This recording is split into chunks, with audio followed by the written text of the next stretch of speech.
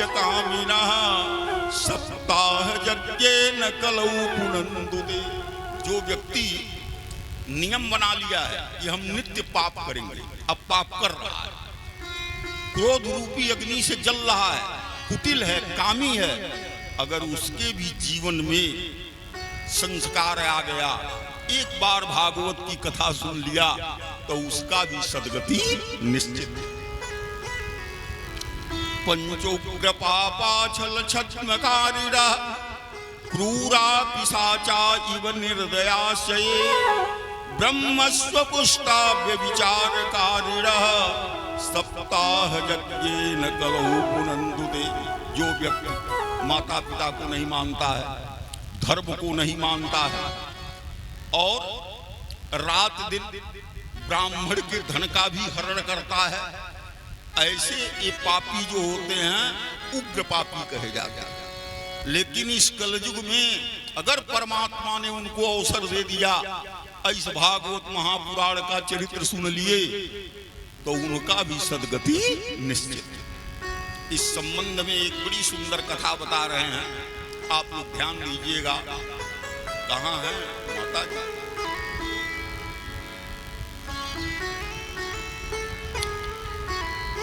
तो तुंगभद्रा तटे पूर्वम अभूतपत्तनवोत्तमं यत्र वर्णा स्वधर्मेण सत्य सत्कर्म तत्पराः। तुंगभद्रा नदी के किनारे एक गांव था, गांव का नाम था उत्तम। उस गांव में ब्राह्मण, क्षत्रिय, वैश्य, शूद्र चारों वर्ण के लोग रहते थे। उसी में एक आत्मदेव नाम के ब्राह्मण रहते थे। ब्राह्मण के पत्नी का नाम था धुंधुली। पंडित जी तो उनके लिए लिख रहे हैं भागवत में कि द्वितीय इव भास्कर, इतने बड़े विद्वान थे कि द्वितीय सूर्य का उपाधि भागवत में उनको दिया गया। लेकिन वो बेचारे, न उनके पास धन का कमी था, न घर का कमी था, लेकिन सारा सुख होते हुए ब्राह्मण दुखी रहते थे। कारण कि उनके पास कोई संतान नहीं था। अब संतान न रहने से ब्राह्मण पश्चात धर्मा समारब्धा ताभ्याम संतान हेतवे गोभू हिरेणवासांसे दिनेभ्यो यक्षत सदा। अब ब्राह्मण संतान न रहने के नाते धर्म करना शुरू किए। गोदान, भूमिदान, मकान दान, अनन्याद यज्ञ किए। लेकिन अपने धन का आधा धन पूर्ण मार्ग में खर्च कर दिए। फिर भी उस ब्राह्मण को न एक कन्या पैदा हुई और न एक संतान पैदा हुआ। ब्राह्मण जब गांव में निकलते थे तो उनको देख के लोग फेर लेते थे। कारण कि वो पुत्रहीन थे। ब्राह्मण ने कहा, न तो यहाँ शारीरिक सुख है, न सामाजिक सुख है, तो एक संतान न रहने से यदि इतनी कष्ट है तो इस जीवन को रखने से कोई प्रयोजन नहीं है। एक दिन ब्राह्मण दुखी होके, ज्येष्ठ का महीना था, और घर छोड़ के जंगल का यात्रा कर।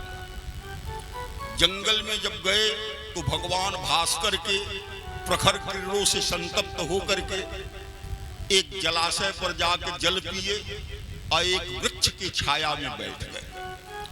तब तक संयोग एक सन्यासी जी महाराज उनके सामने आ गए। जब सन्यासी जी को देखे तो ब्राह्मण चरणों में गिर के फूट फूट के रोने लगे। तब सन्यासी जी पूछ रहे हैं कि कथम रोदस विप्रत्वम काते चिंता बलीयसी वदत्वम सत्वरम मह्यम स्वस्य दुःखस्य कारणम। ब्राह्मण, इतना अधीर होके आप रो रहे हैं, अपने दुख का कारण बताइए। तब ब्राह्मण रो के कहने लगे कि किम ब्रवीमि से दुखम पूर्व पापे न संचितम मदीया पूर्वजास्तोयम कबुष्ट उपभूम्यते। कहा प्रभु आज हमारे पूर्वज गरम उष्ण जल पी रहे हैं, मेरे खानदान में कोई पिंडदान करने वाला नहीं है, एक संतान न रहने से इस जंगल में मैं प्राण का त्याग करने आया हूं। देखिए हम इतना बड़ा अभागा मेरा जीवन है कि जो मया रोपितो वृक्ष सोपि बंधत्वमाश्रये पाल्यते जा मया धेनु सावंध्या सर्वथा भवे।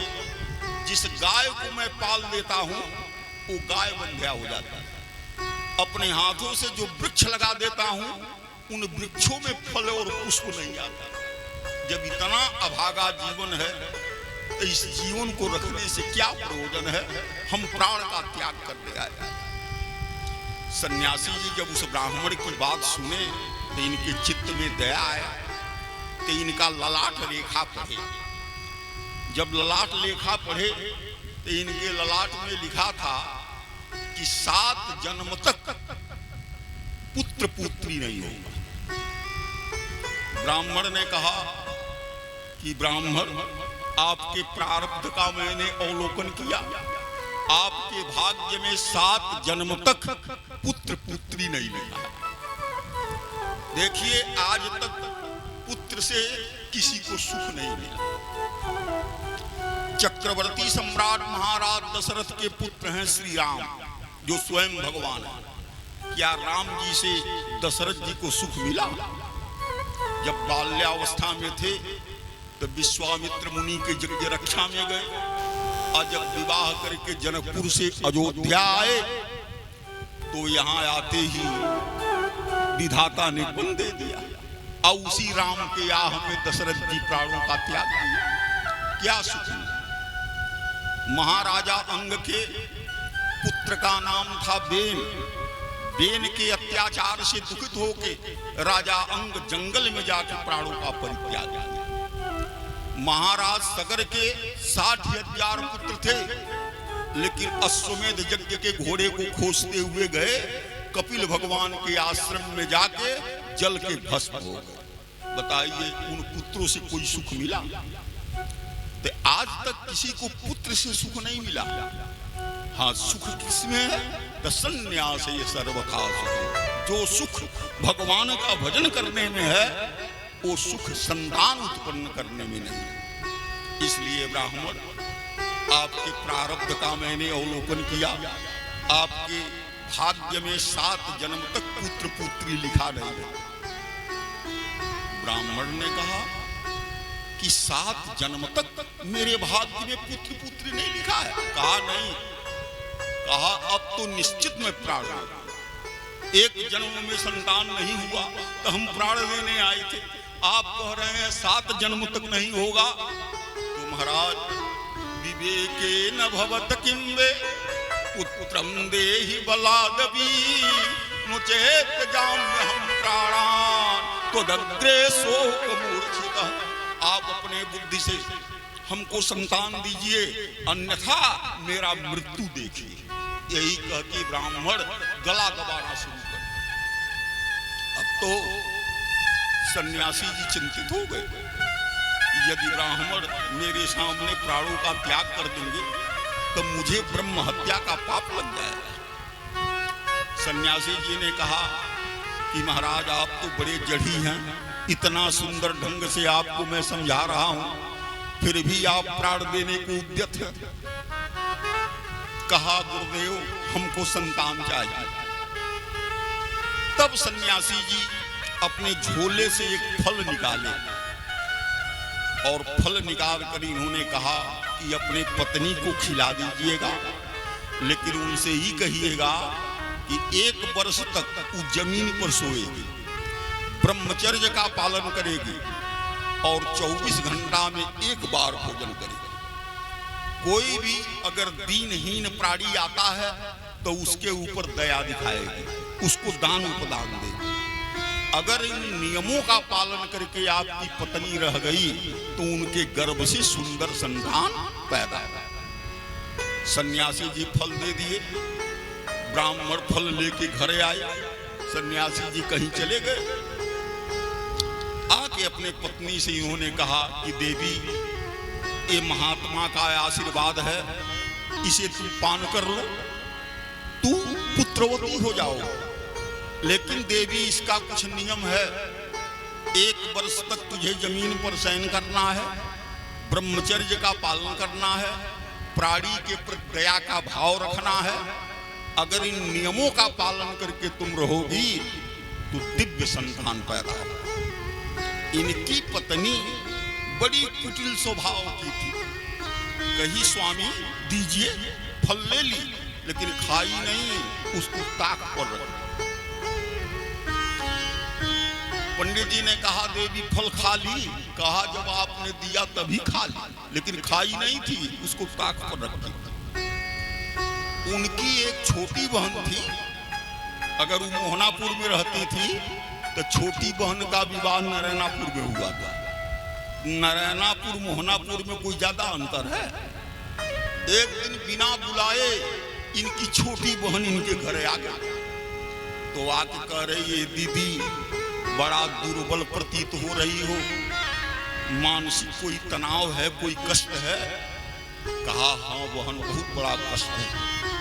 तुम्हारे पहुना गए थे, पता नहीं कहां से फल लाए, और जब मैं फल खाऊंगी तो फल भक्षेण गर्भस्या गर्भेणोदर वृद्धिता अस्वल्प भक्षम ततः सक्ते गृह कार्यम कथम भवे। जब मैं फल खाऊंगी तो गर्भ रहेगा, जब गर्भ रहेगा तो पेट बढ़ेगा, पेट बढ़ेगा तो भोजन कम हो जाएगा, जब भोजन कम हो जाएगा तो शरीर की शक्ति क्षीण हो जाएगी, तो 2 तल्ले का मकान नीचे ऊपर चढ़ना उतरना हमारे लिए समस्या बन जाएगा। इतना ही नहीं, हमारे पति अपने बहन को बहुत मानते हैं। जब मैं गर्भिणी हो जाऊंगी अपने बहन को जरूर बुलाएंगे, और जब वो आएगी और हमको कमजोर देखेगी तो ननांदा संघरे तथा सारा संपत्ति लूट के अपने घर उठा ले जाएगा।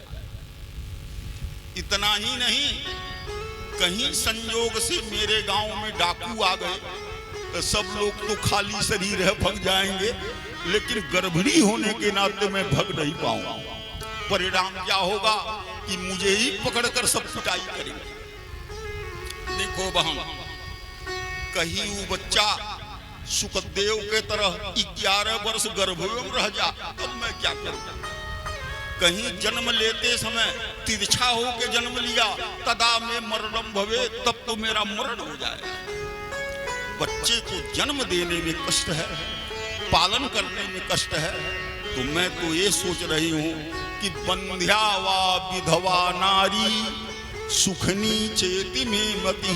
बंध्या रहना ठीक, विधवा रहना ठीक, लेकिन ऐसा पुत्र जन्माना नहीं ठीक। एवं कुतर्क जोगेन तत्फलम नैव भक्षितम पत्या पृष्ठम फलम भुक्ते भुक्तम चेतिते। मन से कुतर्क करके फल नहीं खाया। पति ने पूछा देवी फल खा ली? कहा जब आपने दिया तभी खा ली, लेकिन उसको रखी थी। तो उनकी जो नारायणापुर की बहन थी बड़ी चालाक थी। वो कह रही है बहन तुम चिंता न करो, देख रही हो 3 संतान मेरे पास हैं और चौथे का नंबर लगा। जब तक मेरे गर्भ से संतान नहीं हो रहा है तब तक तू घर में छिप के रहो, पास पड़ोस में हल्ला मचा दो कि मैं गर्भिणी हूं। और जिस दिन मेरे गर्भ से संतान हुआ मेरे पति को कुछ धन दे देना, ऊ ला के संतान यहाँ पहुंचा देंगे, मुझे बुला लेना, मैं उसका पालन पोषण कर दूंगी, वो संतान तेरा हो जाएगा। कहा बहन बड़ा सुंदर उपाय तो बताई, लेकिन ये फल खा किया जाए। उनके दरवाजे पर एक गौ माता थी, बूढ़ी हो रही थी, उनके गर्भ से कोई संतान नहीं हुआ था। दोनों बहन ने आपस में विचार किया कि देखा जा फल खाने से गर्भ रहता है कि नहीं रहता है। ये फल इस गौ माता को खिला दिया गया। दोनों बहनें आपस में राय करके फल उठा के गौ माता को खिला दी। आई घर में छिप के रहने लगी। पास पड़ोस में हल्ला मचा दी कि मैं गर्भणी हूं। धीरे धीरे समय प्राप्त करके जब इनके छोटी बहन को संतान उत्पन्न हुआ तो उसका पति रातों रात लाके इनके घर पहुंचा जाता। तभी दासी से कही कि जाके मालिक से कह दो कि सुखपूर्वक प्रसव हो गया है, पुत्र का जन्म हो गया है। ब्राह्मण जब सुने कि पुत्र का जन्म हुआ है तो कितना प्रसन्न हुए इसका वर्णन नहीं हो सकता। वो ब्राह्मण बेचारे ददौ दानम दुजातिभ्यो ब्राह्मणाय निवेदत, ब्राह्मणों को दान उपदान देने लगे। उनके दरवाजे पर सूत मागध बंदी जन जस का गान करने लगे। अब मुंह मांगा दान ब्राह्मण देने लगे। तब तक उदासी पुनः आई तो कह रही है स्वामी मलकिन बुला रही है। ब्राह्मण गए, कहा देवी क्या बात है? कहा स्वामी स्तैन्यम नास्ति कुचे मम, मेरे छाती से दूध नहीं निकल रहा है। अन्यस्तन्नेन निर्दुग्धा कथम पुष्णामि बालकम, बताइए इस बच्चे का पालन पोषण कैसे होगा? ब्राह्मण ने कहा देवी तो मैं क्या करूं?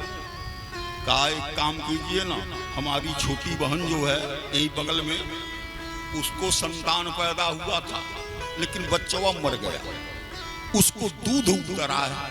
अगर उसको बुला देते तो वो बच्चे का लालन पालन करती। इस बेचारे के वहां पत्थर पर दूध जमा था, बच्चे का रक्षा करना था, उनके बहन को बुला दिया।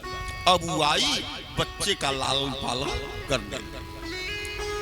3 महीना व्यतीत होने के पश्चात उस गौ माता के पेट से बड़ा सुंदर मनुष्य का जन्म हुआ। सारा शरीर मनुष्य का, अक्कान गाय का। जब ब्राह्मण उस बच्चे को देखे तो इनके हर्ष का ठिकाना नहीं रहा। जितना धन अपने पुत्र के जन्म में इन्होंने खर्च किया था उतना ही धन उस गौ माता के पुत्र के जन्मों में खर्च किए। जिसके कान में ये शब्द पहुंचे कि आत्मदेव ब्राह्मण के घर गौ माता के पेट से मनुष्य का जन्म हुआ है, इस दृश्य को देखने के लिए इनके दरवाजे पर अपरंपार भीड़ लग गई। और जो ही उस बच्चे का सुंदरता देखे वही इस ब्राह्मण के भाग्य का सराहना करे कि यह देखिए एक बार इनके वहां संतान नहीं हो रहा था, ऐसी भगवान की कृपा कि पत्नी के भी गर्भ से संतान हो गया। आई गौ माता के गर्भ से देव दुर्लभ मनुष्य का अवतार। उसके बाद पंडित जी अपने पुरोहित जी को बुलाए, कहा गुरुजी इन बच्चों का नामकरण संस्कार कीजिए। तो जो गौ माता के पेट से जन्म लिए थे उनका कान गाय के आकार का था। तो पंडित जी ने कहा इनका नाम रहेगा गोकर्ण, चूंकि कान गाय के समान है इसलिए इनका नाम रहेगा गोकर्ण। क्या बात है, रात में आप सुन नहीं रही हैं? बैटरी में बैटरी मिलाए रहिए, नहीं तो ऐसे ही नींद आएगी। प्रेम से बोलिए जय श्री कृष्ण। तो सूत जी महाराज नैमिषारण्य क्षेत्र में संतों को ये कथा सुना रहे हैं कि जब दूसरे पुत्र के नामकरण करने का समय आया तो इनकी पत्नी बोल पड़ी, कही सुनिए एक बच्चे का नाम पंडित जी ने रख दिया ना? कहा हाँ। तो कहा अब अपने बच्चे का नाम मैं स्वतः रखूंगा। कहा भाई तुम ही रखो। कहा मेरा नाम है धुंधुली तो हमारे बच्चे का नाम रहेगा धुंधकारी। का नाम रहेगा धुंधकारी। पंडित जी बेचारे अच्छा ठीक है। अंत में धुंधकारी और गोकर्ण के नाम से ही दोनों बालक प्रजा में प्रसिद्ध। समय प्राप्त करके गोकर्ण पंडितो ज्ञानी धुंधकारी महाबल।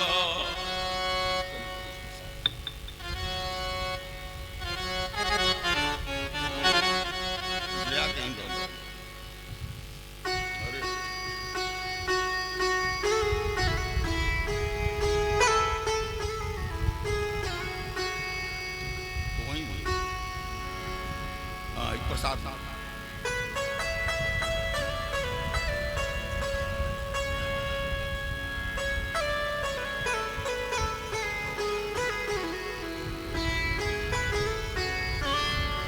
बैठ पीछे कुर्सी पर बैठे ढंग से, प्रेम से बोलिए जय श्री कृष्ण। जय श्री कृष्ण। समय प्राप्त करके जब दोनों पुत्र जुआ अवस्था में आए तो गोकर्ण पंडितो ज्ञानी धुंधकारी महाखल। गोकर्ण तो बहुत बड़े विद्वान निकले, लेकिन धुंधकारी बड़ा दुष्ट निकला। इतना दुष्ट निकला कि हिंसक शस्त्रधारी च दीनांधानां प्रपीडका। रात दिन हथियार लेकर चलता था, दीन दुखियों के ऊपर आक्रमण कर देता था, दूसरे के घर में आग लगा देता था, बच्चों को खिलाने के लिए ले जाता था तो कुएं में ढकेल देता था। ब्राह्मण के पास लोग आते थे, प्रार्थना करते थे कि आपके बाबू ने हमारे बच्चे को कुआं में ढकेल दिया। ब्राह्मण बड़ा दुखी थे, उस बच्चे के ऊपर शासन करने लगे और उसको समझाने लगे कि बेटा तुम ब्राह्मण पुत्र हो, तुमको भक्षा भक्ष का विचार करना चाहिए, तुमको मदिरा का पान नहीं करना चाहिए, सात्विक भोजन करना चाहिए, सूर्योदय के पूर्व तुमको उठना चाहिए, स्नान के उपरांत सूर्य भगवान को एक लोटा जल प्रदान करना चाहिए। हम ब्राह्मण हैं, आचार परमो धर्म, ब्राह्मण का आचार ही परम धर्म है। अगर ब्राह्मण आचार से रहित हो गया तो उस ब्राह्मण का ब्राह्मणत्व तो नहीं रहता। इसलिए बेटा तुम ये सब गलती न करो।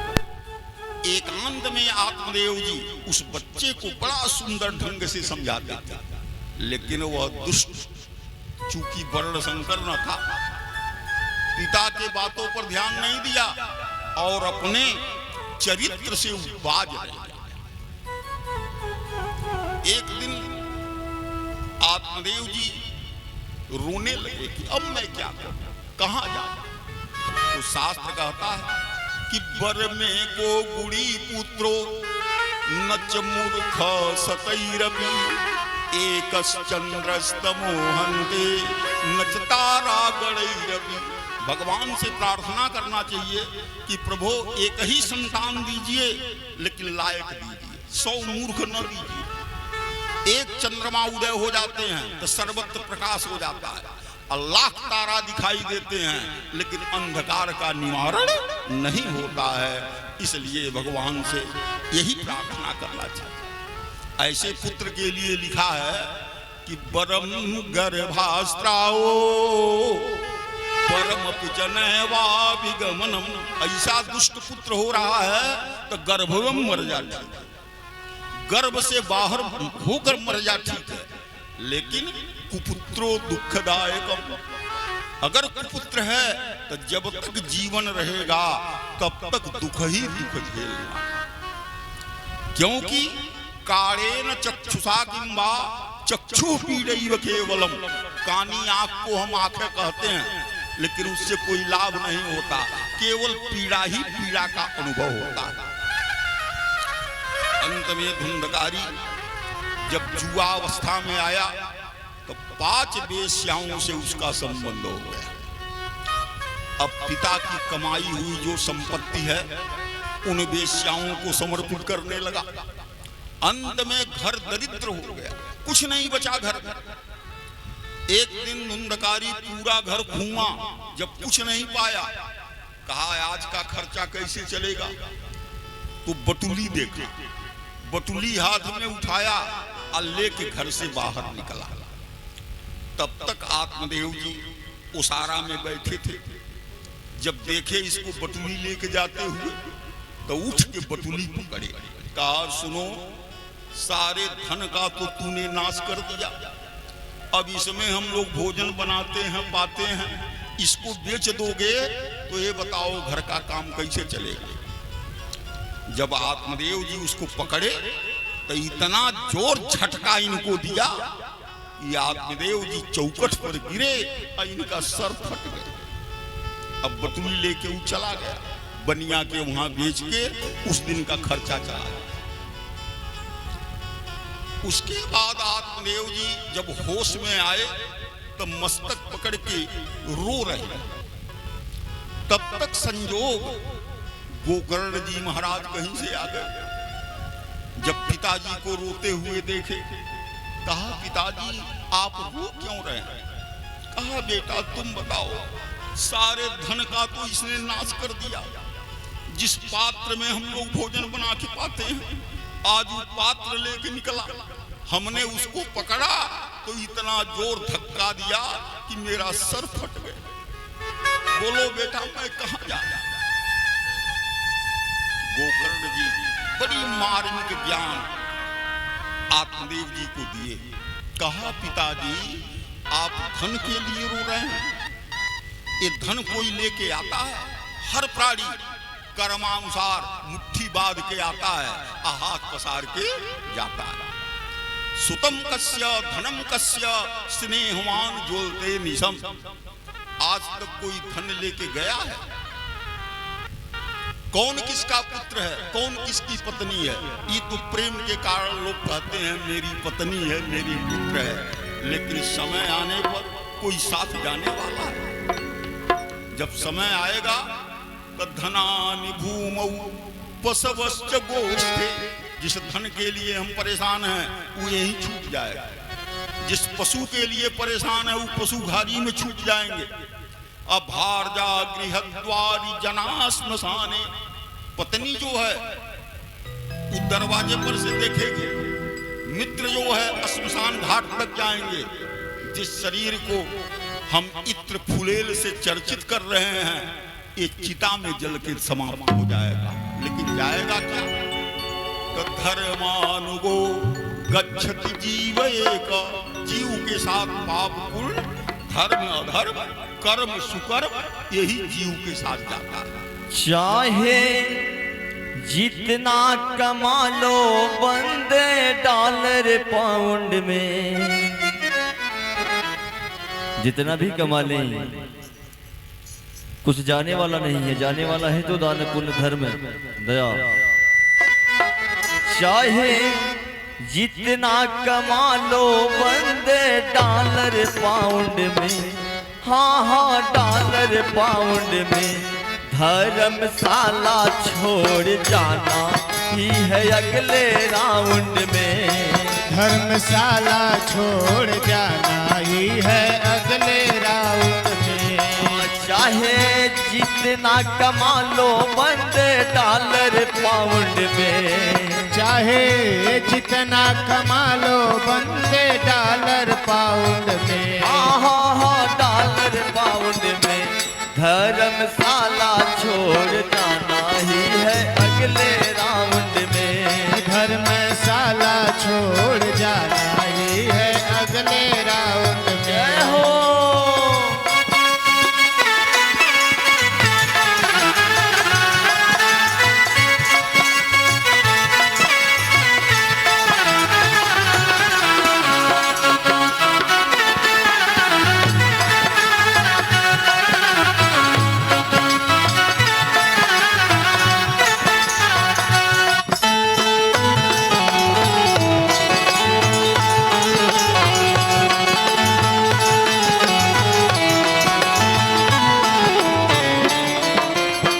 और इस शरीर और इस आत्मा का वही संबंध है।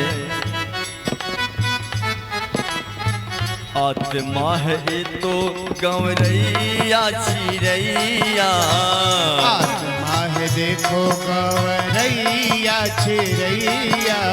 और काया गमन का है निश्चित समैया, काया गमन का है निश्चित समैया।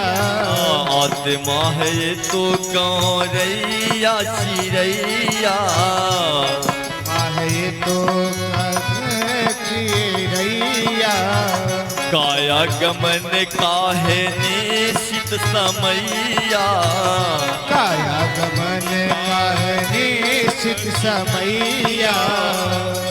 कॉम्प्लेक्स में रहो चाहे अंडरग्राउंड में, कॉम्प्लेक्स में रहो चाहे अंडरग्राउंड में। कोई सोच ले कि मैं कोई कॉम्प्लेक्स में या अंडरग्राउंड रह जाऊं, तब भी जाना ही पड़ेगा, क्योंकि आया है जबरे बुलावा हरि का, छोड़ के एक दिन जाना पड़ेगा। तो सभी पता है सबको कि कॉम्प्लेक्स में रहो चाहे अंडरग्राउंड में, कॉम्प्लेक्स में रहो चाहे अंडरग्राउंड में। और धर्मशाला छोड़ जाना ही है अगले राउंड में, धर्मशाला छोड़ जाना ही है अगले राउंड में।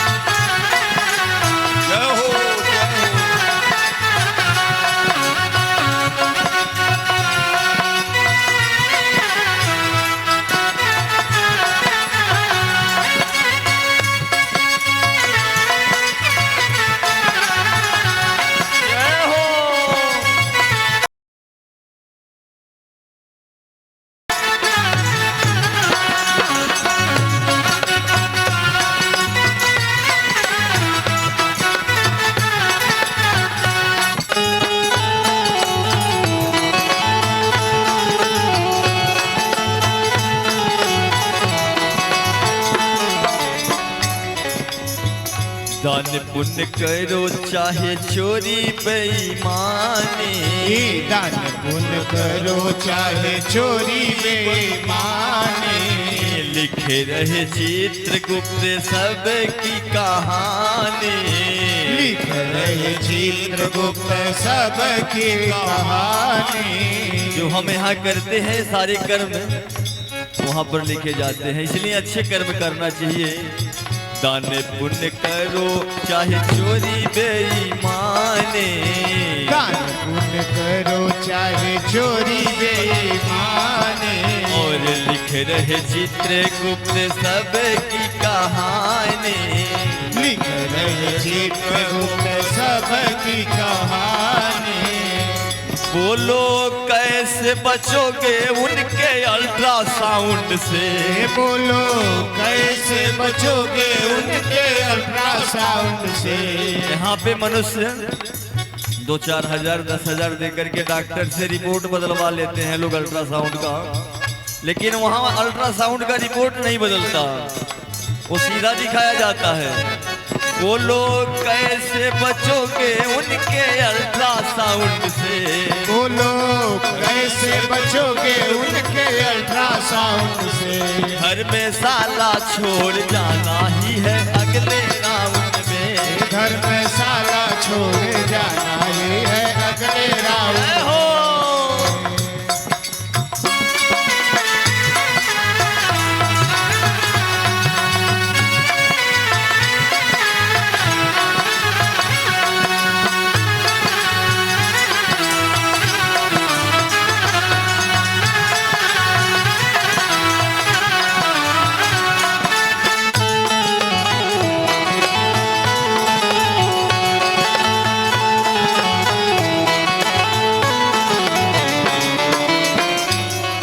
अंतिम में जो जाने वाला है वो राम नाम का जो ये जप है वही जानेगा। इसलिए राम नाम सत्य है ये जान लो शिकारी, राम नाम सत्य है ये जान लो शिकारी। करे लो न थोड़ा पर लोक तैयारी, कर लो न थोड़ा पर लोग तैयारी। अगर अब से आज तक जो हुआ सो हुआ, यदि सत्संग में आए हैं आज से कुछ ले लेंगे सत्संग से। कथा वही है जो व्यथा को दूर कर दे। आपकी व्यथा तभी दूर होगी जब धर्म को धारण करेंगे। इसलिए भगवान का जप करना चाहिए, मन में दान करना चाहिए, दया करना चाहिए। हाँ, राम नाम सत्य है ये जान लो शिकारी, राम नाम सत्य है जान लो शिकारी। कर लो न थोड़ा पर लोक तैयारी, कर लो थोड़ा पर लोग तैयारी। और जो आपके बड़े अपने हैं अरबों रुपया कमा करके दे देंगे तो अंत में वो आपका क्या करेंगे, एक मूर्त बनवा देंगे कहीं या एक फोटो लगा देंगे, साल में एक माला चेंज कर देंगे, बाकी कुछ करेंगे नहीं। इसलिए क्या जरूरत है, जो धन है उसको धर्म में भी यूज करिए, उसे धर्म भी लगाइए। हाँ बनवा देंगे मूर्त तेरी गंगा तट पे, ओ बनवा देंगे मूर्त तेरी गंगा तट पे।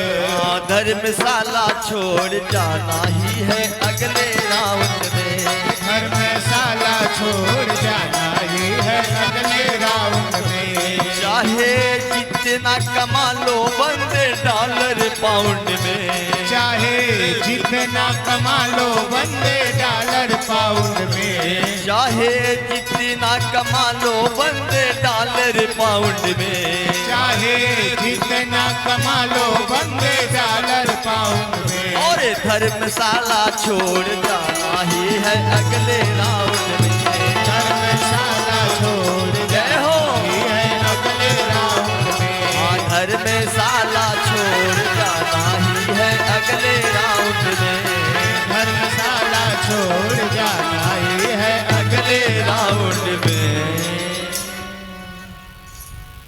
तो सूत जी महाराज नेमिषारण्य क्षेत्र में संतों को समझा रहे हैं कि गोकर्ण जी जब अपने पिता का दुख देखे तो बड़ी मार्मिक शिक्षा उन्होंने दिया।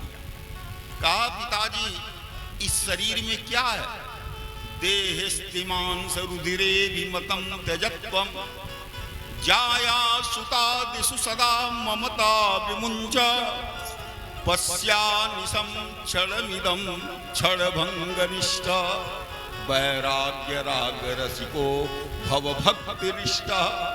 पिताजी शरीर में हड्डी है, मांस है, पीप है, चर्बी है, मज्जा है, रक्त है, विष्ठा है। इस शरीर को लेके लोग कहते हैं एको हम द्वितीयो नास्ति, हमसे बढ़ के संसार में कौन है, जबकि यह शरीर एक क्षण में नष्ट होने वाला है। तो देखिए पिताजी इस शरीर का कभी अभिमान नहीं करना चाहिए। पत्नी में पुत्र में जो ममता है ठीक है, लेकिन 50 वर्ष तक ये ममता रखिए। 50 वर्ष के बाद विचार कर लेना चाहिए कि मेरा घर यहाँ नहीं है, मेरा घर वहाँ है। तो वहाँ के लिए पिताजी करना चाहिए। ये धन आप लेके आए थे। एक कवि ने लिखा है कि हंसा धीरे धीरे पिया के दुआर जई हैं, हंसा धीरे धीरे पिया के दुआर जई हैं। हंसा धीरे धीरे पिया के दुआर जई हैं। हंसा धीरे धीरे पिया के दुआर जई हैं। दुआर जई हैं हो, दुआर जई हैं। ए दुआर जई हैं हो, दुआर जई हैं। हंसा धीरे धीरे पिया के दुआर जई हैं। हंसा धीरे धीरे पिया के दुआर जई हैं।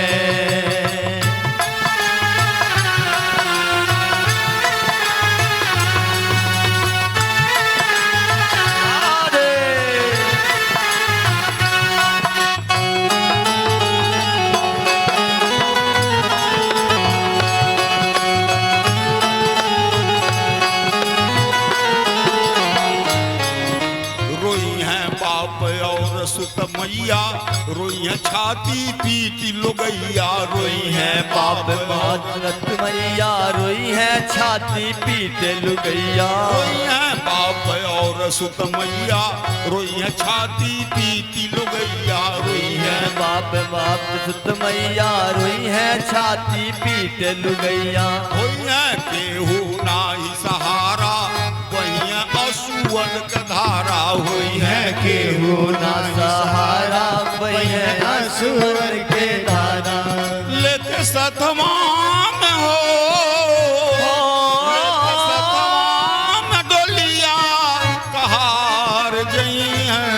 हंसा धीरे धीरे पिया के दुआर यही है। लेके संगवा में हो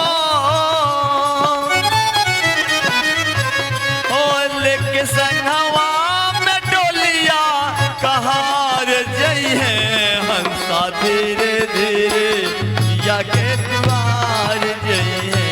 हंसा धीरे धीरे पिया के दुआर जई है।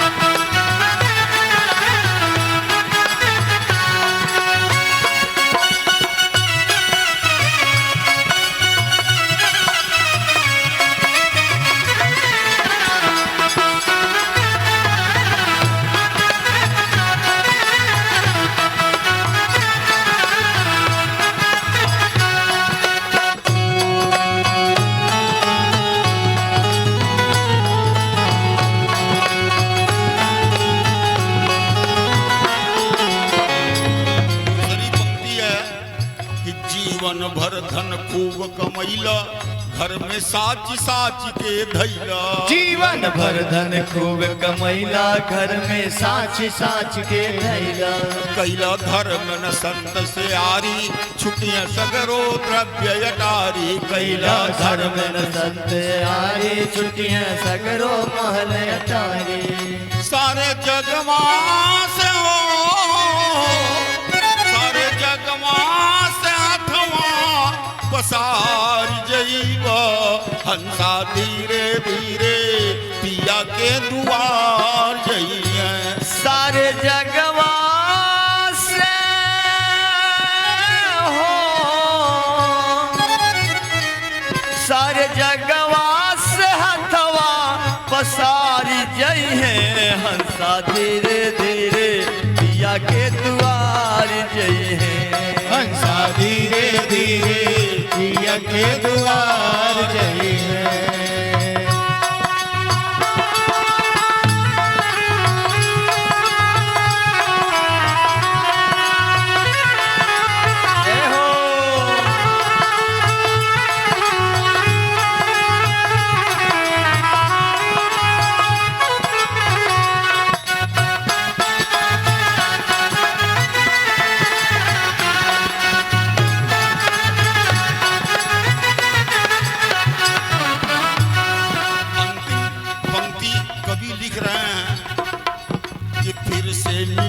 मानो तनवा पीछे करब कौन जतनवा। फिर से मिली न मानव तनवा व्यंगो करबा कौन जतनवा। फिर से मिली न मानव तनवा पीछे करब कौन जतनवा। फिर से मिली न मानव तनवा पीछे करबा के तनु जतनवा। हंसा नरक बास में जई है जीवन 84 में पई है। हंसा नरक बास में जई है जीवन 84 में पई है। लेके हरि कृष्ण हो लेके हरि कृष्ण पपवा भार जई है हंसा धीरे धीरे पिया के दुआर जई है। लेके हरि कृष्ण हो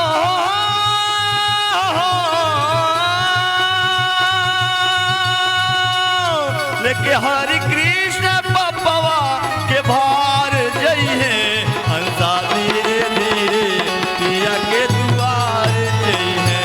हंसा धीरे धीरे पिया के दुआर जई है। हंसा धीरे धीरे पिया के दुआर जई है। दुआर जई है हो दुआर जई है हंसा धीरे धीरे पिया के हंसा धीरे धीरे पिया के दुआर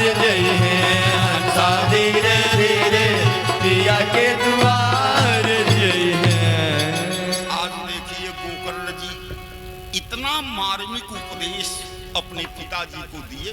कहा पिताजी ये संसार असार है, इसका संसार किसे कहते हैं? सर्कयत इति संसार।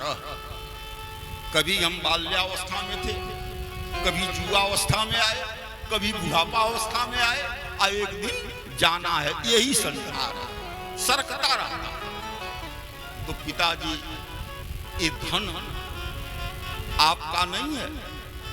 अच्छा बताइए, आप यदि घर छोड़ के 2 दिन के लिए कहीं जाते हैं तो कोई न कोई चौकीदार आप रखते हैं कि हमारे घर का रक्षा करता।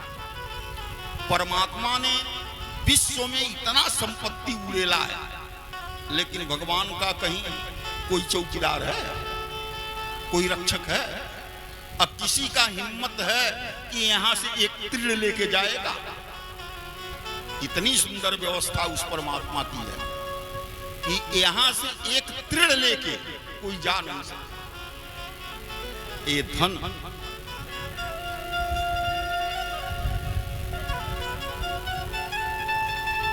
ये धन कर्मानुसार जैसा आपने कर्म किया परमात्मा ने दिया है। आज जैसा आप करेंगे भविष्य में जाके मिलेगा। इसलिए पिताजी इस धन का मोह छोड़िए और आप जंगल में जाइए। कहा बेटा हम जंगल में जाके क्या करेंगे? कहा पिताजी साधु संतों का सेवा कीजिएगा, और जब आपको समय मिले इस भागवत का आप पाठ कीजिएगा। आत्मदेव जी बहुत बड़े विद्वान थे। जब गोकर्ण के द्वारा ये ज्ञान प्राप्त किए तो एवं सुतोक्ति वसतो कि गृहम विहाय जातो वनस्थिर मदीर गति 60 वर्ष जुकतो हरिर अनुदिनम परिचर्ययासौ श्री कृष्णमापनियतम 10मास्य पाठा। 60 वर्ष का उम्र आत्मदेव जी का था, लेकिन गोकर्ण के द्वारा उपदेश प्राप्त करके सारे विषयों का परित्याग करके जंगल का यात्रा कर जंगल में जाके साधु संतों का सेवा करने लगे। और जब समय मिले भागवत का पाठ कर अंत में आत्मदेव ब्राह्मण मोक्ष का प्राप्ति कर। पिताजी के जाने के बाद एक दिन धुंधकारी माता जी का बड़ा पिटाई किया। अब पिटाई करके कहा कि अगर गुप्त रूप से कोई धन रखी हो तो मुझे दे दो। अब इनके पास तो था कुछ नहीं, सारे धन का नाश कर चुका था। लेकिन जब मारने लगा तो भयभीत होकर ही कही, ए बेटा आज मेरा प्राण छोड़ दे, थोड़ा धन रखी हूं, कल मैं तुझे दूंगी। छोड़ दिया। लेकिन रात्रि में जब ये सोई तो मन में विचार कर रही है कि हमारे पास है कुछ नहीं, और जब वो आएगा मांगेगा अब मैं नहीं दूंगी तो मारते मारते मेरा अंत कर देगा। इससे अच्छा है कि क्यों न मैं प्राण का त्याग करूं। उनके दरवाजे पर बड़ा गहरा कुआं था। निशा रात्रि 12 बजे चारपाई से उठी और झमाक के जा कुआं में कूद के अकाल मृत्यु को प्राप्त हो गए। इसीलिए लिखा है कि जस करनी तस भोगहु ताता, जस करनी तस भोगहु ताता। नरक जात पुनि का पछताता, नरक जात पुनि का पछताता। कर्म प्रधान विश्व करि राखा, कर्म प्रधान विश्व करि राखा।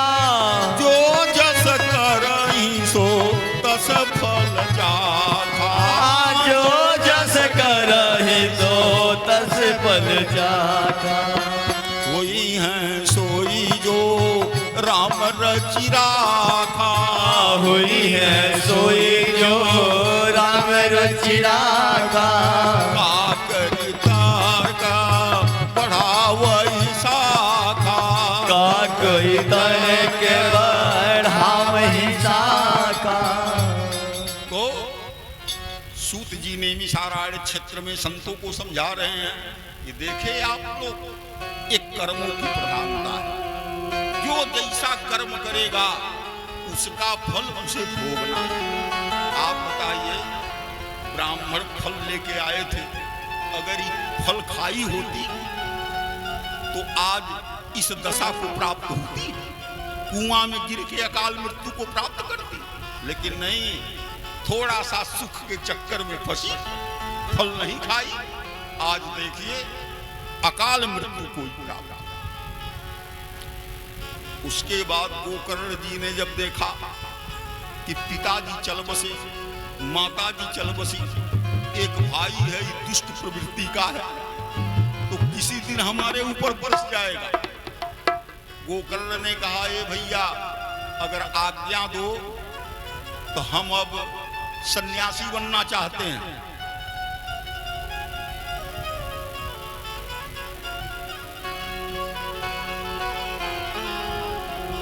हम सन्यासी बनना चाहते हैं। धुंधकारी ने कहा, जल्दी सन्यासी बन जाओ, घर छोड़ के तुम चले जाओ। अब गोकर्ण जी तुरंत सन्यासी का चोला पहने और डंडा कमंडलू लिए, भगवान का नाम लेते हुए अब तीर्थ यात्रा में निकल गए। अब तीर्थों में जाके भगवान का भजन करने लगे। अब विचरण कर इधर धुंधकारी अब स्वतंत्र हो गया, पिता भी चल बसे, माता भी चल बसी, भाई घर छोड़ के निकल गया। 5 वेश्याओं से उसका संबंध था, उन 5 वेश्याओं को उस शून्य घर में लाके बिठा लिया और जत्र तत्र से चोरी डकैती कुकर्म करके धन लाता था, अपना पेट भरता था, उन वेश्याओं का पेट भरता था। एक दिन ही वेश्याएं कह रही हैं कि एक डाक उल्टा तास्तो भूषणान्यादिलिप्सवः तदर्थं निर्गतो गेहा कामान्धो मृत्यु स्मरण। एक दिन वेश्याओं ने कहा कि हम लोगों के जो जेवर हैं, आभूषण, ये ओल्ड हो चुके हैं, जरा गोल्ड मॉडल में लाओ। आज की स्त्रियां क्या कहती हैं? ये नहीं कहती हैं कि अब ओल्ड हो चुके हैं, अब गोल्ड में चाहिए। अगर उनके कहने पर ओल्ड गोल्ड के चक्कर में आप फंसे और 3 बार जेवर अगर सुनार के दुकान पर गया तो सारा संपत्ति सुनार का हो जाता। तो वेश्याओं ने कहा, भाई ये सब ओल्ड हो चुके हैं, जरा गोल्ड मॉडल में ले आओ। ये मूर्ख कामांध होके घर से निकला, चोरी डकैती कुकर्म करके बहुत धन का भंडार लाके उन वेश्याओं के सामने रात्रि में रख दिया। उसके बाद शराब का पान किया, नशा में जब सोया तो 5 वेश्या विचार करने लगी। एक कह रही, ये सखी अभी कल नहीं परसों ही घर छोड़ के गया है, इतना धन लाया, कहां से लाया है? तो एक वेश्या कह रही, ये सखी चौर्जम करो तो सौ नित्यम, चोरी करके ही धन लाया है। एक वेश्या कह रही है, सखी जब चोरी कर रहा है तो अतो राजा ग्रहिष्यति, किसी न किसी दिन पकड़ा जाएगा, और जब दरोगा जी का डंडा इसके ऊपर गिरेगा तो हम लोगों को भी बताएगा कि फलानी को धन ले जाकर देता हूं, हम लोगों को भी थाने में जाना पड़ेगा। कहा, हाँ ये सखी एक दिन तो कभी आएगा। तो एक वेश्या कह रही है, सखी ऐसा है, इस शराब के नशा में सोया है, आई धन लेके हम लोग कहीं अन्यत्र चला जाए। एक वेश्या कह रही है, सखी जब ये होश में आएगा तो हम लोग कहीं रहेंगी तो खोज के पकड़ लेगा, ये छोड़ नहीं सकता। तो प्रायः स्त्रियों के अंदर साहस बहुत होता है। वो एक वेश्या कह रही है, सखी इसको जान से मार दिया जाए और किसी राजा के लड़के को चल के वर्ण कर लिया जाए, हम लोगों का जीवन सुखमय कटे। अब 5 वेश्या आपस में विचार करके उसका शरीर गतरे गतरे चारपाई में रस्सी से बांधा, उसके बाद गले में रस्सी लगा के और रस्सी धरन में डाल के खींचना प्रारंभ की। तो जब प्राण निकलते हैं तो 100 बिच्छू के डंक मारने की वेदना शरीर में होता है। अब इसका अंग अंग फटने लगा, चिल्लाने लगा। वेश्याएं चिंतित हो गई कि रात्रि का समय है, अगर पड़ोसी जान गए तो समस्या बन जाएगा। अब जल्दी मारने के लिए क्या कर रही हैं? तप्तांगार समूहाश्च तन मुखे च विचक्षपो अग्निज्वालात् दुःखेन व्याकुलम निधनं गतम्। जलता हुआ आग का लुकारा। जब चिल्लाए अरे बाप, तो इनके मुंह में जलता हुआ आग का लुकारा सब डाल ये आवाज बाहर न जाने पाओ। इस तरह से जलता हुआ आग का लुकारा डाल डाल के धुंधकारी को जान से मारा। उसी घर में गड्ढा खोद के इनका लाश डाल के और ऊपर से मिट्टी चला के धन लेके वेश्याएं चंपित हो गई। अब कुछ लोग पूछने लगे, अरे भाई धुंधकारी नहीं दिखाई दे रहा है, कहाँ है? तो कहती थी नहीं जानते हैं, अरे वो तो सऊदी अरब चले गए, अब 2 वर्ष के बाद आए। यही कहते सुनते अपना प्रांत छोड़ के दूसरे प्रांत में चली गई। तो इस कथा से सीख लेना चाहिए कि कभी भी दुष्ट नारी का विश्वास नहीं करना चाहिए। अगर दुष्ट नारी का विश्वास आपने किया तो एक न एक दिन गर्त में आपको जरूर जाना। एक कवि ने संत से पूछा कि महाराज दुनिया में सबसे अबूझ पहेली क्या है? तो संत ने क्या उत्तर दिया? कहा नारी। कहा दुनिया का सबसे अबूझ पहेली अगर है तो नारी। कहा महाराज कैसे? तो संत ने कहा नारी जो है शहद के तरह मीठी होती है। कैसा होती है? बोलिए। शहद के तरह मीठी होती हैं, लेकिन शराब से भी कहीं ज्यादा नशीली होती है। खामोशी में वही नारी बर्फ होती हैं और दोस्ती में वही नारी खुशबू होती हैं, और जब उनको क्रोध आता है तो क्रोध में वो चिंगारी बन जाती है। ऐसा समय आया होगा कि नहीं? कभी जरूर जीवन में आया होगा। क्रोध में वही चिंगारी बन जाती हैं, और प्यार में वही शबनम होती हैं, और दुश्मनी में वही नागिन बन जाती है। तो पति की एक अच्छी दोस्त है, प्रकृति की एक बेहतरीन भीट है, और कभी भी नारी का अपमान न कीजिए। अगर आपने अपमान किया तो फिर कल्याण संभव। देखिए हर दंपति में हर नारायण के सामने शक्ति का ही नाम आगे है। जैसे गौरी शंकर, सीताराम, लक्ष्मी नारायण, शक्ति का नाम सदा से आगे रहा है। तो नारजः जत्र पूज्यन्ते रमन्ते तत्र देवता। जिस घर में नारियों की पूजा होती है वहां देवताओं का वास हो जाता है। लेकिन यदि आपने अभद्रता किया तो फिर नागिन बन जाएगी, तो फिर दसने में समय नहीं। इसलिए व्यक्ति को विचार करके रहना चाहिए। ये वेश्याएं धुंधकारी धन कमाता था, खिलाता था, लेकिन आज देखिए उसका नाश करके और धन लेके ही सब चंपित हो गई। तो इस कथा से सीख लेना चाहिए, कभी भी दुष्ट नारी का विश्वास नहीं। देखिए स्त्रियों का जो वचन है, सनकादि मुनि समझा रहे हैं कि स्त्रीणाम सुधामयम वचो जासा कामिनाम रसवर्धनम हृदयम क्षुरधारावम प्रियः को नागजोषिता। स्त्रियों का जो मुख होता है कमल के फूल के समान सुंदर होता है, बाड़ी अमृत के समान उनकी मीठी होती है, लेकिन हृदय छुरा के धार के समान तीक्ष्ण होता है। ऐसा नारी का कोई कहे मैं प्यारा बन जाऊं तो एक कदापि संभव नहीं हो सकता। तो कभी भी दुष्ट नारी का विश्वास नहीं करना चाहिए। अब देखिए धुंधकारी अकाल मृत्यु को प्राप्त होने के लिए महाप्रेत हुआ। प्रेत का जो मुंह है वो सुई के नोक के समान होता है, अब पेट सूखे हुए तालाब के समान होता है। उनको भूख लगा है, वृक्षों में फल देख रहे हैं लेकिन खा नहीं सकते, मुंह में नहीं है तो खाएंगे कैसे? प्यास लगा है, सरोवर में पानी देख रहे हैं लेकिन पी नहीं सकते। अब दसों दिशा में धुंधकारी आह आह करके विचरण कर रहा है। इधर गोकर्ण जी महाराज काशी में जाके स्नान किए, दशाश्वमेध घाट पर स्नान करके बैठे और ध्यान करने लगे, देखें हमारे घर की क्या स्थिति है।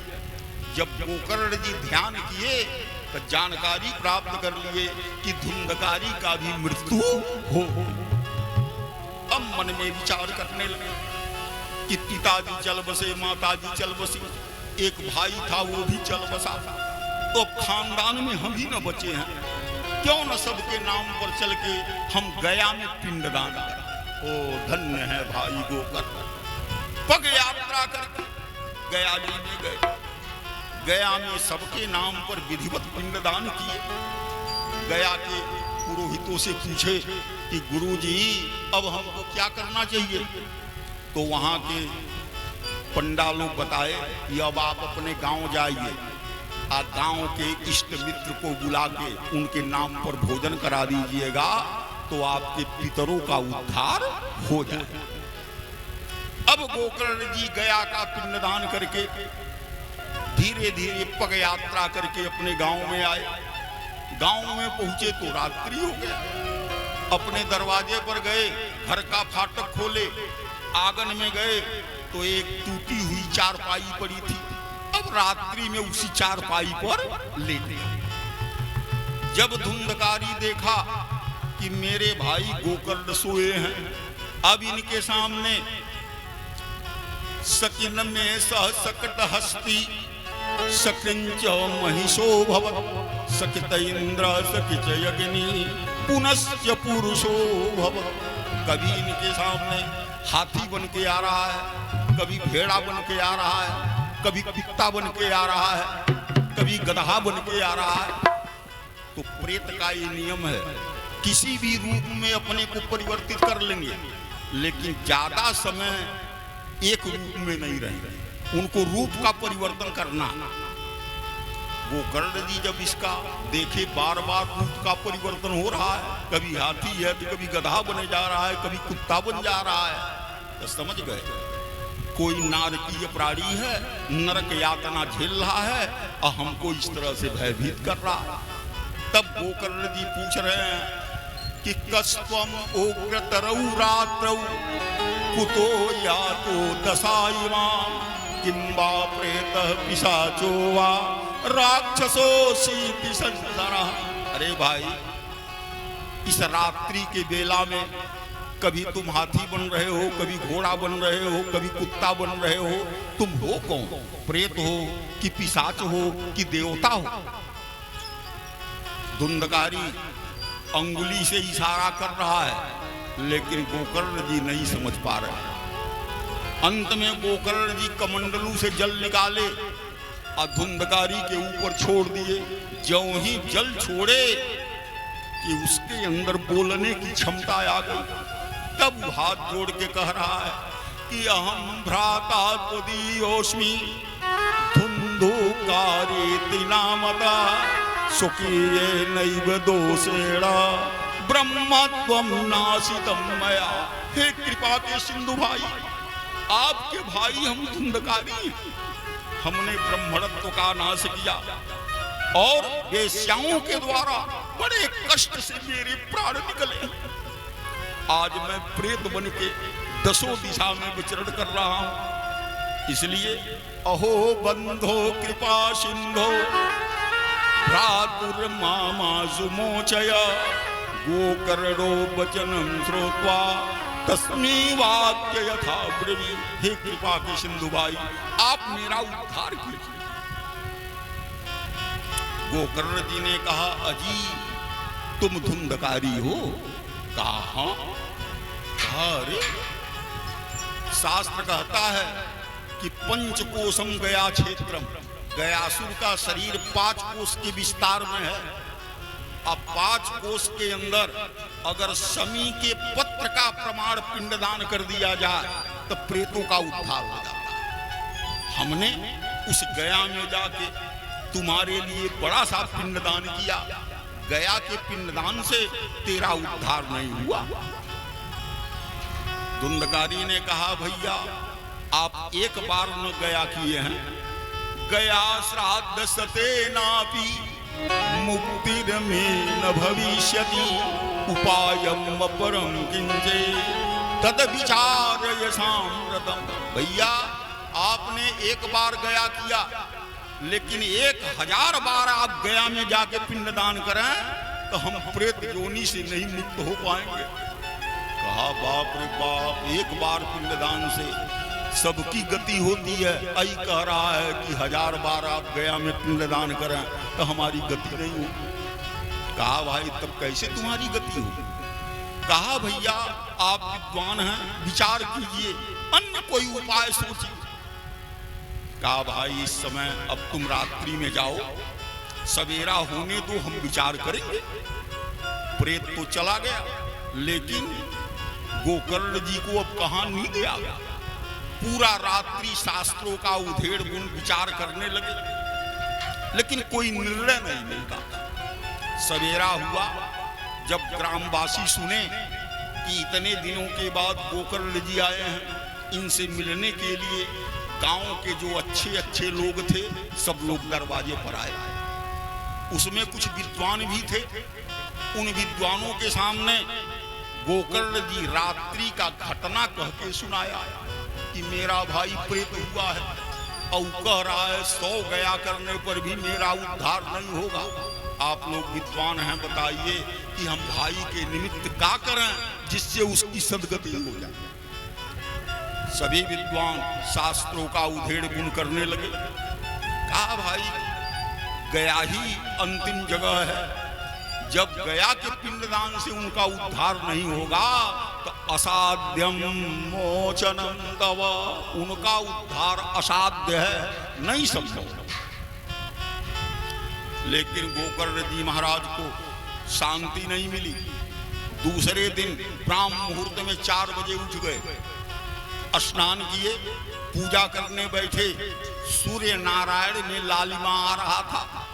गोकर्ण जी अपने मंत्र के तेज से सूरज भगवान का रथ रोक दिए और रख के हाथ जोड़ के कह रहे हैं कि तोभ्यम नमो जगत साक्षी ब्रूहि में मुक्ति हेतुकम तक्षत्वा दूरत सूर्या सूटमित्यभ्यभाषत। कहा महाराज आप संसार के साक्षी देवता हैं, आपसे कोई बात छिपा नहीं है, तो महाराज आप बतावें कि मैं क्या करूं जिससे मेरे भाई की सदगति हो जाए। सूरज भगवान ने कहा अगर अपने भाई की सदगति चाहते हो तो 7 दिन में भागवत का पाठ आप कर लीजिए। अगर 7 दिन में भागवत का पाठ कर दीजिएगा तो आपके भाई धुंधकारी का उद्धार हो जाए। गोकर्ण ने कहा ये तो बड़ा सरल उपाय है, किसी विद्वान को नहीं खोजना है, हम स्वतः सिद्ध हैं कि भागवत का पाठ कर सकते हैं। उनके गांव में एक भगवान विष्णु का मंदिर था। मंदिर के जो पुजारी थे वो बेचारे बड़ा भावुक थे। पुजारी से जाके गोकर्ण ने कहा कि गुरुजी आप जजमान बन जाइए, हम आपको भागवत सुनाएं। उन्होंने कहा अरे बच्चा हमारे पास तो कुछ नहीं है, हम कैसे भागवत सुनेंगे। कहा आपको कुछ नहीं देना है, निःशुल्क सेवा। कहा तब क्या पूछना है, ऐसा अवसर कहाँ मिला। अब देखिए मंदिर के पुजारी को जजमान बना लिए और अपने व्यासासन पर बैठ के भागवत का पाठ जब प्रारंभ किए तो इन्होंने संकल्प किया। संकल्प में इन्होंने कहा कि धुंधकारी आत्म कल्याण हेत्वर्थक श्रीमद् भागवत पाठम अहम करिष्यामि। धुंधकारी के आत्म कल्याण के निमित्त ये भागवत का पाठ मैं कर रहा हूं। उसके बाद धुंधकारी का आवाहन किए कि धुंधकारी जथावन से सप्त ग्रंथि समन्वते उछित्वा क्षिप्र मुक्तो भो पित्वा भागवतामृतम। हे धुंधकारी, तुम जहां कहीं भी हो इस मंदिर के पास में आओ और इस भागवत का पान करके इस संसार सागर से तुम मुक्त हो जाओ। जब आवाहन किए तो प्रेत आया। प्रेत प्रायः हवा रूप होते हैं। उसी मंदिर के पास एक 7 कोण का बास था। बास में प्रायः छिद्र होता है। वो प्रेत उसी बास के कोण में बैठ गए। इधर गोकर्ण जी कथा प्रारंभ किए। जब शाम को इन्होंने आरती किया तो दिनांते रक्षिता गाथा तदा चित्रम बभूवः पंचैक ग्रंथि भेदो शब्दम पश्यताम सता। जब शाम को आरती किए तो उस बास का एक कोण फट गया। जब कोण फटा तो आवाज हुआ, सब लोग देखे। दूसरे दिन शाम को द्वितीय ग्रंथि भेदनम, दूसरा कोण फट गया। इस क्रम से 7 दिन कथा इन्होंने कहा। 7वें दिन 7 बास के कोण फट गए और उसी बास के कोण से दिव्य रूप धरो जाता तुलसी दाम मंडितः पीतवासा घन श्यामो मुकुटी कुंडलान्वितः। 7वें दिन उसी बास के कोण से कानों में कुंडल पहने हुए, मस्तक पर मुकुट दिए हुए, पीतांबर ओढ़े हुए दिव्य रूप में धुंधकारी इनके सामने आया। देखिए, मुक्ति 4 प्रकार की होती है। सालोक्य, सामिप्य, सायुज्य, सारूप्य। तो भागवत जो लोग सुनते हैं उनको सारूप्य मुक्ति भगवान देते हैं, वैकुंठ की प्राप्ति देते हैं। तो वैकुंठ में जितने लोग होते हैं सब भगवान विष्णु का रूप प्राप्त कर लेते हैं। सबको 4 बाह हो जाता है। शंख चक्र गदा पद्म सभी लोग धारण करके वैकुंठ में रहते हैं। आप भगवान विष्णु को देखिएगा, उनके भक्तों को देखिएगा तो आप पहचान नहीं कर सकते कौन भगवान है और कौन ये भक्त। लेकिन हाँ, एक पहचान है, भगवान विष्णु के गले में कौस्तुम मणि है, अब भक्तों के गले में कौस्तुम मणि नहीं है। लेकिन उस मुक्ति का नाम है सारूप्य मुक्ति। इस भागवत को सुना, धुंधकारी सारूप्य मुक्ति प्राप्त किया। अब सुंदर दिव्य शरीर में आया।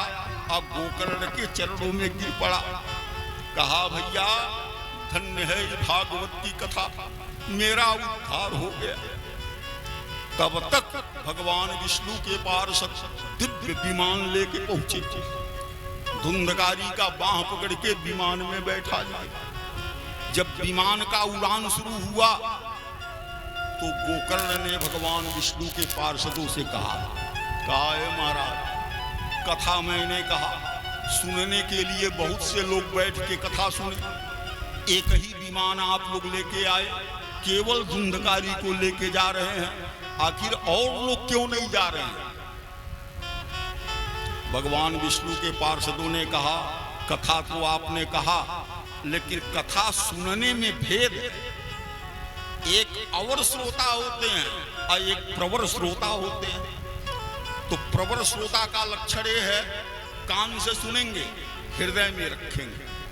और श्रोता का लक्षण ये है, शरीर यहाँ बैठा है। स्त्रियां जो हैं मन ही मन सोचती हैं कि मैं बैठ के कथा सुन रही हूँ, घर में पतोहू कुछ चुरा ना रही हूँ। मन इनका घर में विचरण कर रहा है।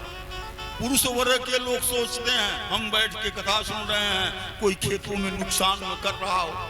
तब तक बीच में मोबाइल आ गया, अब वार्ता करना शुरू कर दिए।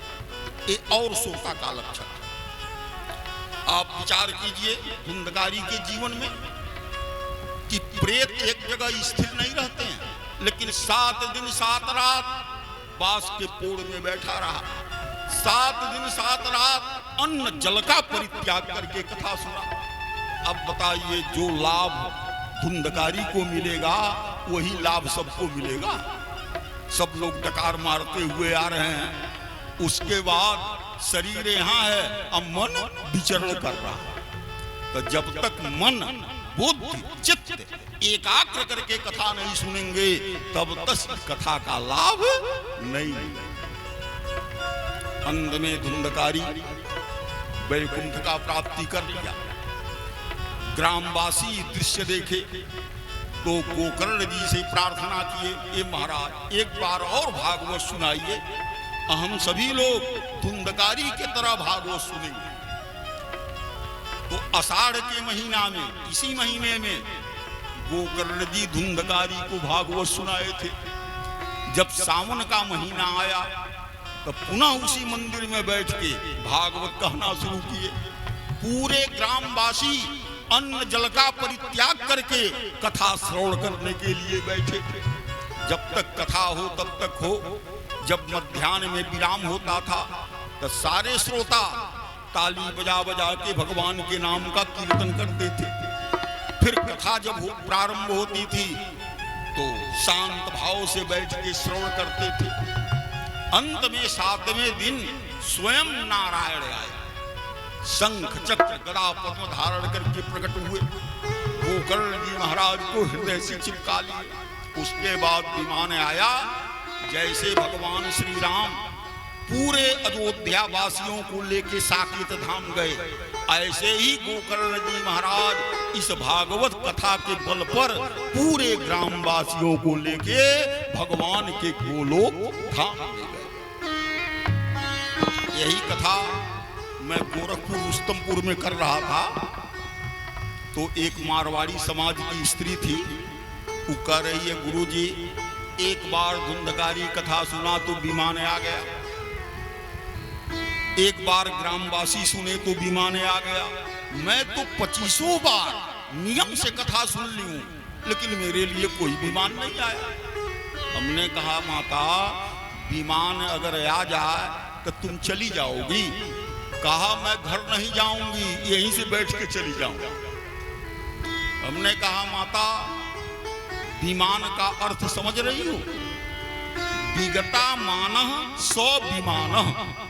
जिस कथा को सुनने से शरीर से अभिमान समाप्त हो जाए, जो मैं मेरेपन का अभिमान है, मैं लोग करते हैं, इस कथा को सुनने से अगर शरीर से अभिमान समाप्त हो गया तो समझ लीजिए कि विमान आ। नहीं तो कथा सुने और उसके बाद भी अहंकार ज्यों का त्यों रहा। मैं फला तिवारी, फला दूबे, इस तरह का अगर घमंड है तो इस कथा का लाभ नहीं देगी।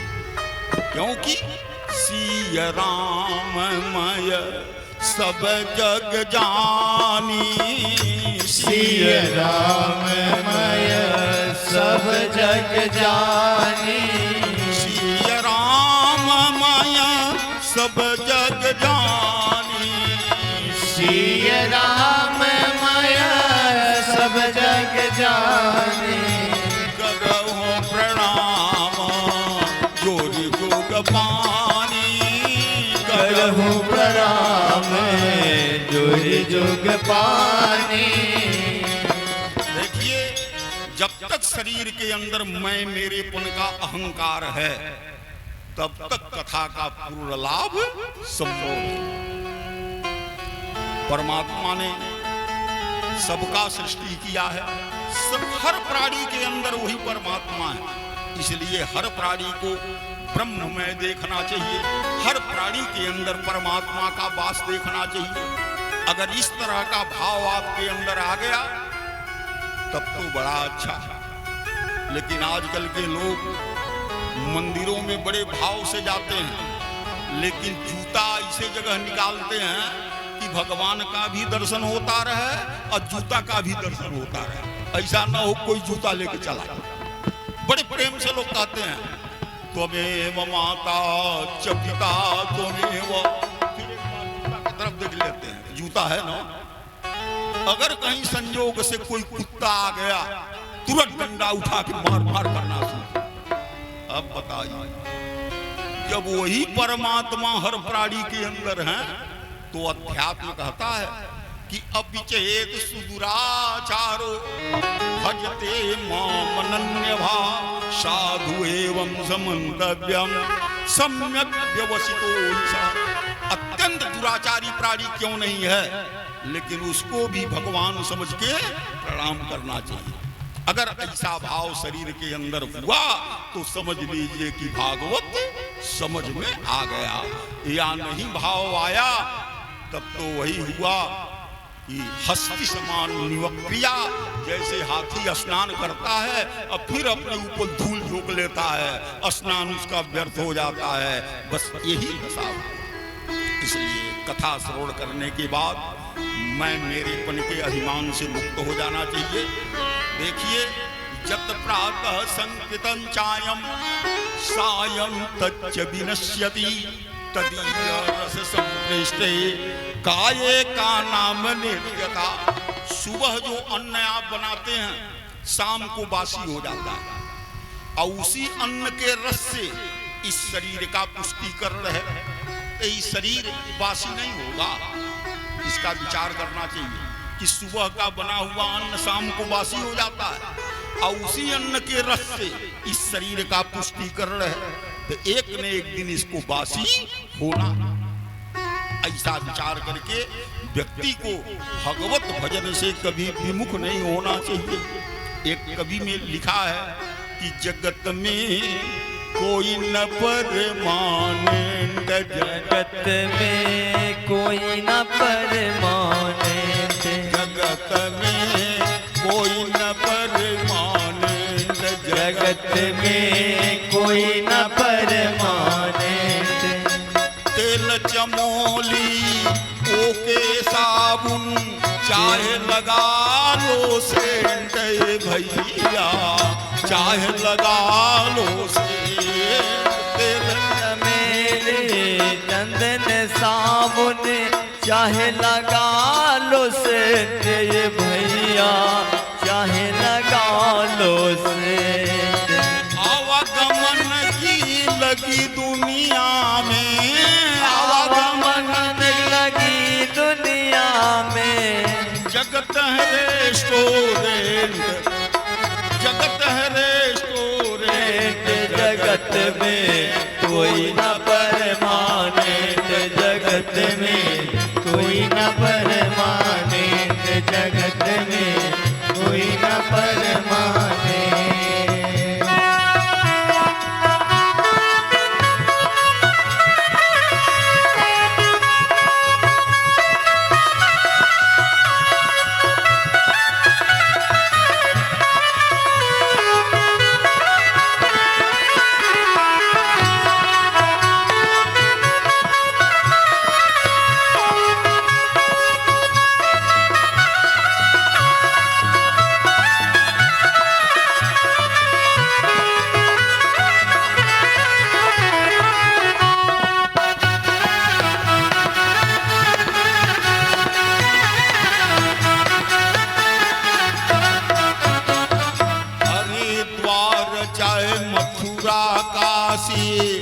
घूमो दिल्ली कैंट उभारे, घूमो दिल्ली कैंट, हरिद्वार जाए मथुरा काशी, घूमो दिल्ली कैंट हो प्यारे, घूमो दिल्ली कैंट। ध्यान रहे प्रभु फिर तुम पहनो, ध्यान रहे फिर तुम फिर पहनो धोती अथवा पैंट। जगत में कोई न परमाने, जगत में कोई न परमाने, जगत में कोई न परमाने।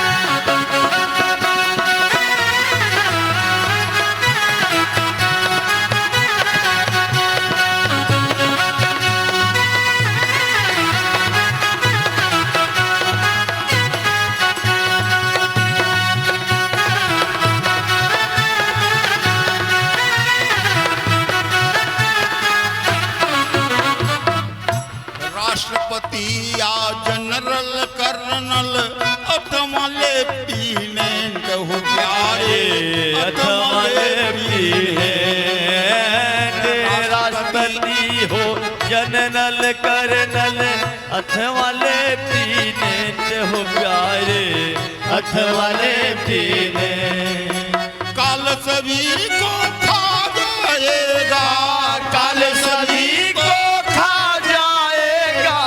लेडीज हो या जेंट्स जगत में कोई न परमाने प्यारे कोई न परमाने, जगत में कोई न परमाने।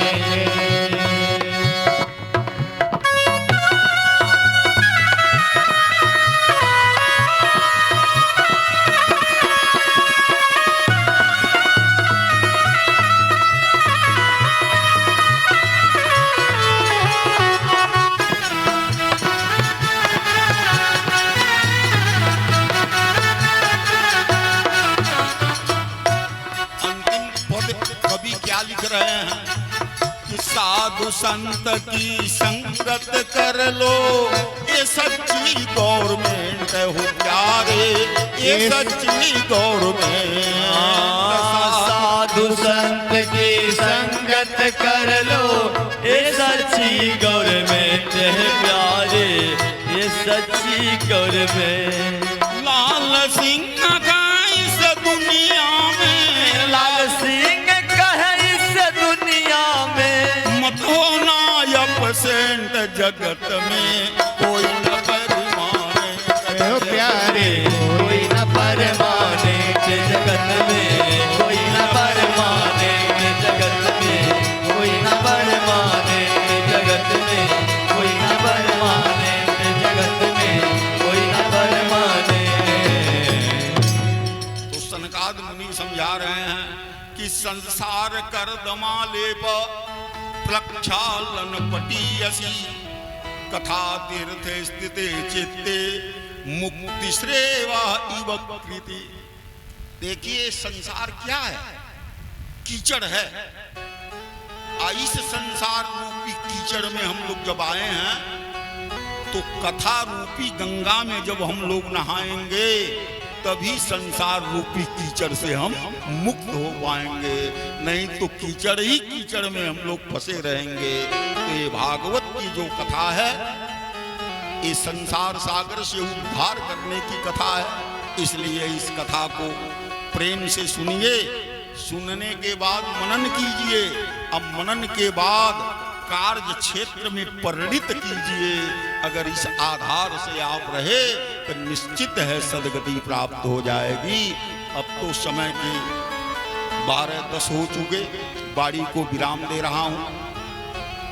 पुनः 3:30 बजे से पारायण पाठ चलेगा, फिर शाम को 6 बजे हम लोग कथा पर बैठेंगे, तो 6 बजे से लेकर 9 बजे तक कथा चलेगी। अब मैं यही बाड़ी को विराम दे रहा हूं। प्रेम से बोलिए वृंदावन बिहारी लाल की जय। प्रसाद सभी भक्तजन प्रसाद लेकर ही अपने अपने गृह को जाएंगे और पुनः दिन में पारायण पाठ चलेगी और कथा शाम 6 बजे से रात्रि 9 बजे तक आप लोग श्रवण करेंगे। तो अधिक से अधिक संख्या में आकर के आप लोग कथा श्रवण कर अपने जीवन को कृतार्थ करें। जय श्री राधे, जय श्री श्याम।